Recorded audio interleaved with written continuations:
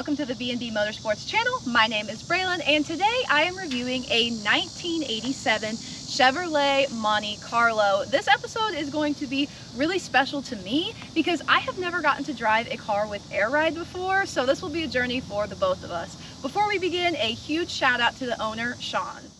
Chevrolet chose the name Monte Carlo after the city in Monaco to market their first personal luxury car.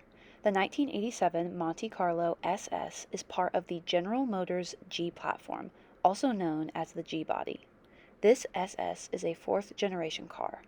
The 1987 Monte Carlo could be purchased as an LS, SS, or Aero Coupe, as the Sport Coupe became eliminated this year. The owner repainted his Monte a Lexus Pearl White color. All right, let's check out the engine. This engine is far from stock, with the original 305 replaced with a 5.7-liter V8 bored 40 over out of an early C4 Corvette, 4-barrel carb, aluminum performance intake and headers, and a dual exhaust with glass packs. The transmission is a 4-speed automatic. Stock rims are 15 inches, however, these year ones are 17/8 just to give that bigger wheel. I love the look. Over here, we've got this lay-down spoiler, which was first introduced in 1987, so some of the notchbacks have it, and all of the Aero Coupes have it. 1988 was the only other year for this lay-down spoiler. Sean also put sequential LED taillights as well as LED headlights. Moving on to the interior, this interior is completely stock down to the original tape deck. If you're looking for some parts from personal experience, Mike's Montes out of Ohio is a good place to go. I'm going to give you a quick look at the air ride setup and then show you the control panel here.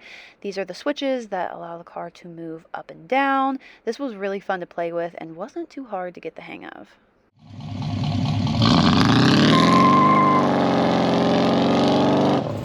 All right, let's go for a drive.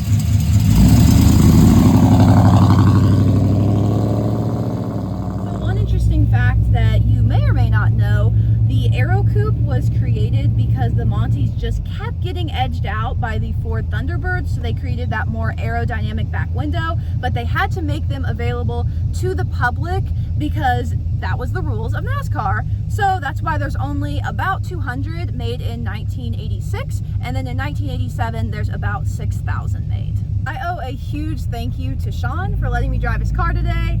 My dad has a 1987 Aero Coupe. It's actually the first car that I ever got to drive. My dad's owned it longer than I've been alive, so I grew up wrenching on it, taking it to car shows with him, and I really appreciate him letting me be nostalgic today because my dad's car has been in the interior shop for about a year now, so I've really missed seeing it in the garage and just getting to take it out on cruises. Now I've driven a car with air ride and with hydraulics. That 60s Impala that I drove about a year ago was on hydraulics for that hopping or the 3-wheel. Now, I would not say I was skilled enough to make it hop, but I did get it to go on 3 wheels a couple of times, and honestly, it was kind of hard just because you have to have that touch as you're hitting those knobs, trying to make it bounce up in the air, whereas the air ride, it's just these switches here, so it's a lot smoother once you get the hang of it and realize which goes up, which goes down, what's the front, what's the back. It's a lot easier and it's a lot of fun to play with, but I will say do not forget to pick the car up if you have it slammed. Don't worry, I didn't forget to do that, but I feel like that would be pretty easy to do if you're showing off at a car show. So just something to keep in mind if you're considering installing air ride. By the way, this was installed by Easy Air Ride, so huge shout out. The Monte Carlo is the owner's dream car ever since he was 16, and he's actually owned this car for 13 years. So I just love seeing people with the car that they've dreamed of, that they're so passionate about, because that's how I feel with my F-bodies. That was a ton of fun. Let's head back to the final review. Hey everyone, welcome to the final review. This car was a lot of fun to drive. This was probably my most nostalgic review because, as I said before, a Monte Carlo was the first car I've ever driven, and it's my dad's car that I grew up with, so I had a great time driving it. It was also so much fun to play around with the air ride because that is not an experience that I've had before, so again, would not trade that for the world. I hope you all enjoyed the video and the review.